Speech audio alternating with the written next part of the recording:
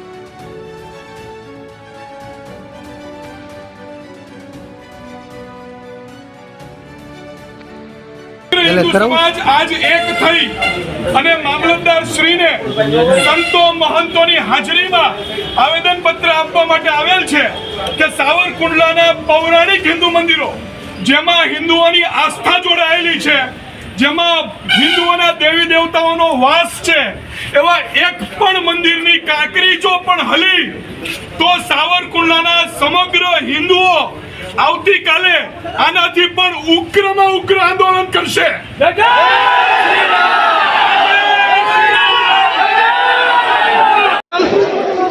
गत तारीख 17 ना रोज सावरकुंडलाना विविध 34 हिंदू मंदिरों जे पौराणिक मंदिरों है जेने तंत्र द्वारा नोटिस आपवामां आवी हती, जेना विरोधनी अंदर समस्त हिंदू समाजनी अंदर एक भारे रोष हतो।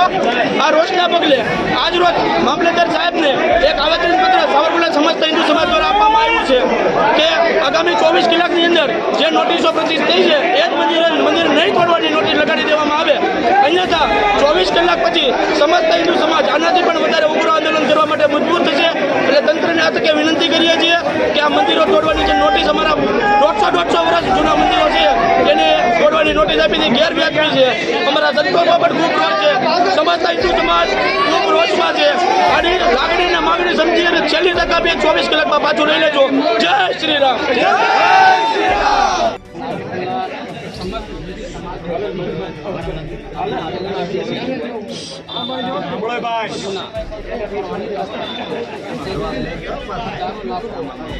ભક્તોને હિન્દુ સમાજની આસ્થા છે જેને આપણે નોટિસ આપ્યું છે જે ગેરવ્યાજબી છે।